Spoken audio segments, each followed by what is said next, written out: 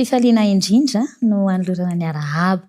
Tonga amina fotoana izay anaovantsika resadresaka ampitsarana ny herisetra isika ka manasa anao anatin'ny herinandro izany mba hiaraka hanatanteraka an'izany ary ity androany ity no iresahantsika ny amin'ny hoe herisetra aok'izay. Ny firariana dia ny hoe mba hitondra fanovana hikasika ny tsirairay avy ary ampisy an'izay fiovana izay amin'ny fiarahamonina neny fotoana izay hiarahantsika. Herisetra aok'izay. Mety hoe fananiana, mety hoe tsy fananiana fa ny vanim-potoana misy atsika nefa dia vanim-potoana izay isehoana trangana herisetra maro amin'ny izao misy atsika izao. Raha ny fomba filaza azy aloha dia hoe herisetra mifototra amin'ny mahalahy na ny mahavavy na ilay antsoina amin'ny teny frantsay izany hoe violence basée sur le genre, izany hoe lehilahy no hiara-ny herisetra na vehivavy no hiara-ny herisetra dia izay ilay hoe miatra amin'ny mahalahy na ny mahavavy. Ny herisetra araka ny nambara dia hoe amin'ny endriny maro, misy karazany betsaka ary mety ho misy ny hoe manao an'izany araka ny naim-pony fa misy koa nefa ny manao azy tsy fananiany, tsy ampoziny ary tsy eritreretiny akory hoe aika mampiasa herisetra izy dia izay indrindra no antony ifampiresahantsika, ifampizaranana torohevitra mba hitondra fanatsarana, fanavaozana, fiovana ary mba hampandroso misimisy kokoa izany ny fiarahamonina misy atsika. Ka ho an'ny mponina sy ny fampandrosoana indrindra ho an'ny fiarahamonina eto Madagasikara dia tena zava-dehibe ny resaka hifanaovana any an-tanana mba hampitsarana ny ady amin'ny herisetra izany, mba hampitsarana ny herisetra izany tahaka izao atao izao.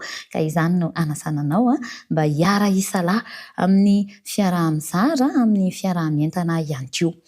Araka izany resahana izany dia mikasika olona, izany hoe ny maha olona ny herisetra ary rehefa mamela takaitra, mamela ratra ary misy akony eo amin'ny maha olona izay atao dia izay izy ny hoe herisetra amin'ny endriny samihafa, amin'ny karazany maro fa ny amin'ny ankapobeny ny sokajiny dia eo aloha ny herisetra ara-batana.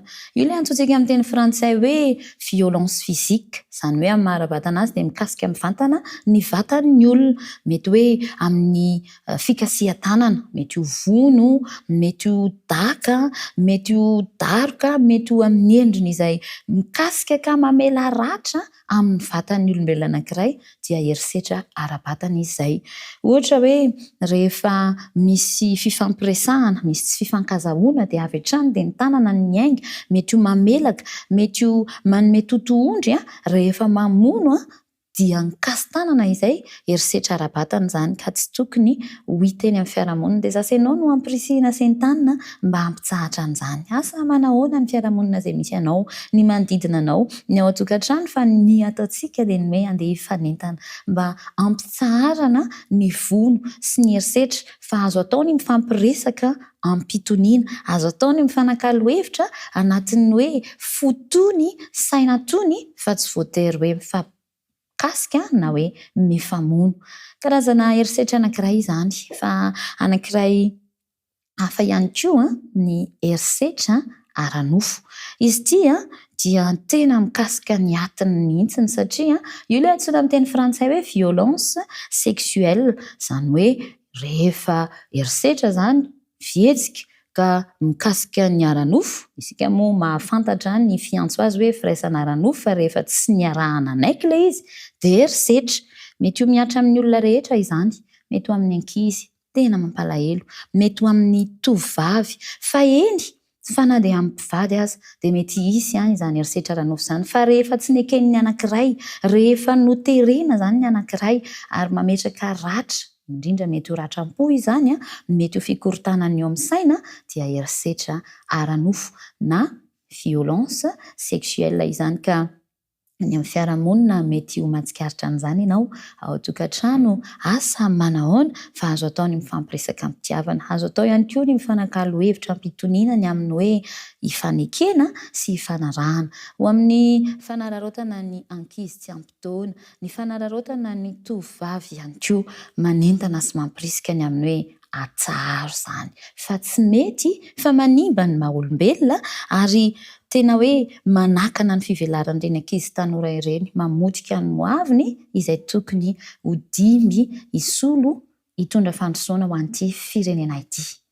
Karazany hafa ihany koa ny herisetra ara-tsaina na herisetra ihany koa ara-pihetsepo. Io zany dia azontsika antsoina amin'ny teny frantsay hoe violence mentale, mety hoe violence morale, ny violence psychologique, fa eo ihany koa ny violence émotionnelle.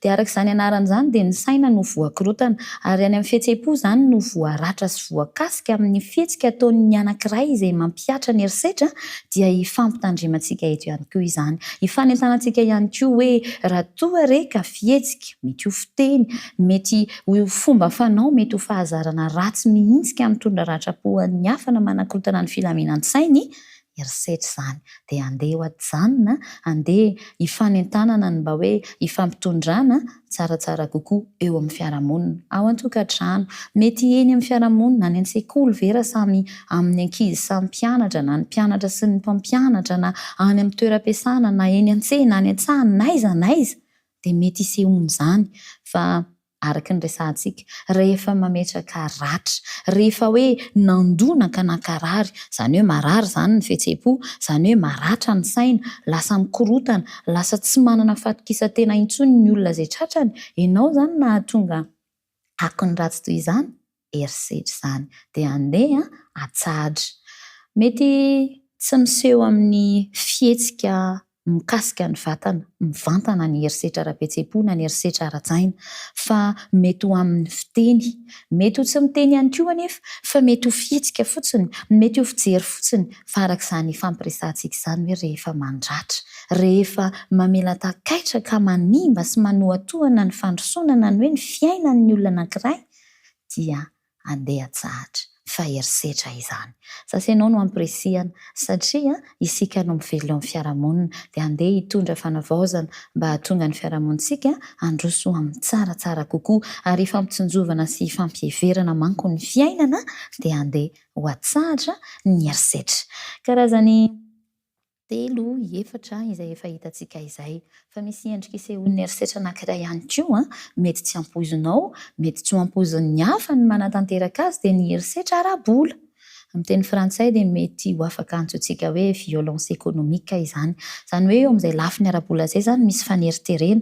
Asa ohatra hoe ao an-tokantrano ve misy mpivady dia mampidi-bola ny anankiray dia gehazan'ny anankiray, na mety hoe n'izy roa miara-mampiditra fa misy faneriterena ao, misy hoe tia ampirina, tsy tia hanome, tsy tia hizara, tia kely, mety ho tsy tia mba hanome ny hafa na hitsetra ny hafa rehefa misy faneriterena.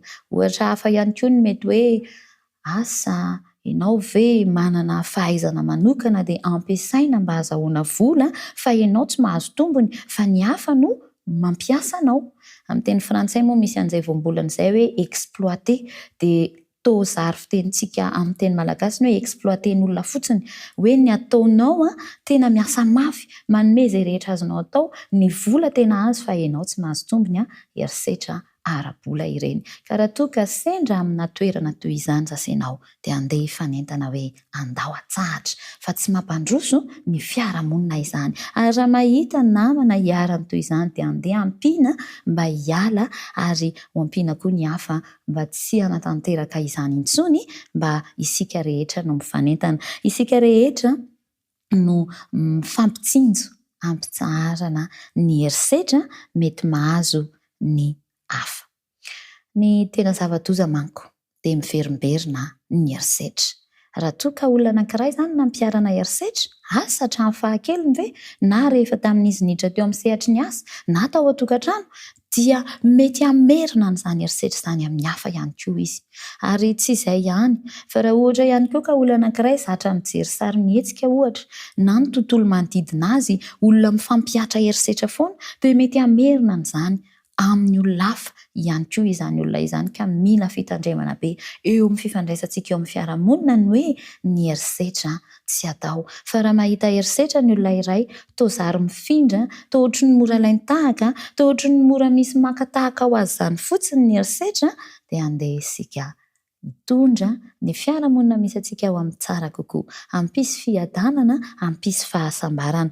Ao amin'ny soratra masina, ao amin'ny baiboly, ao amin'ny Tesaloniana voalohany toko 7:1-12 sy ny 7:10 dia misy an'izao teny izao hoe ary ny tombo anie ampitombo sy ampandroso anareo amin'ny fifankatiavana sy ny fitiavana ny olona rehetra dia tahaka anay aminareo koa mba hampiorina ny fonareo tsy hanantsiny amin'ny fahamasinana eo anatrehan'Andriamanitra raintsika amin'ny fiavian'i Jesosy Tombontsika mba masin'ny rehetra dia atolotra anao izany teny izany. Irariana ny hoe ianao anie, izaho anie, isika anie eo amin'ny fiarahamonina misy antsika dia mba hitombo sy handroso amin'ny fifankatiavana sy ny fitiavana ny olona rehetra ka samy hevitra ny amin'ny hoe ahoana ny hanolorako fitiavana, ahoana ny hampitsarako ny herisetra raha izany nampiatra an'izany aok'izay. Raha ny hafa ny nampiatra an'izany ho ampiko izy hanatsanina azy ary raha misy iarany koa ho ampiko izy ho tafafoaka ao anatin'izany ka Andriamanitra tokoa anie no ampandroso anao sy ny manodidina anao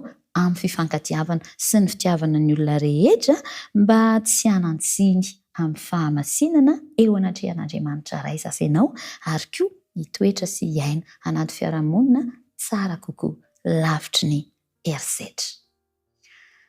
Fampidirana ihany izay niarahana taminao androan'izay fa manasanao mbola hiaraka anatin'ny herinandro anatin'ny fifampiresahana hifanentanana hampitsarana ny herisetra. Fa ankehitriny mety misy ve amin'ireo endriny izay nifampiresahana taminao hitanao eo amin'ny fiainanao na manodidina anao, andeha hivavaka isika mba hialana izany ary hitsaharan'ny herisetra eo amin'ny fiainanao sy ny manodidina anao. Manasanao ary andeha hivavaka isika.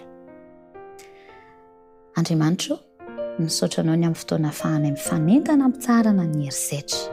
Mety ho misy endrika isehon'izany ny fiainan'ity namana izay miara mifampiresaka ankehitriny ity. Mety eo amin'ny fiarahamonina na ny manodidina azy ihany koa ny voakasika entina eo aminao izany ankehitriny mba ianao no hanampy amin'ny hampitsarana ny herisetra dia mba hiaina anaty fiarahamonina milamina misy fiadanam-po izahay tsirairay avy. Misaotra ianen'Andriamanitra fa amin'ny anaran'i Kristy ny ivavahanay. Amen. Dia manome fotoananao ary ho amin'ny rahampitso indray.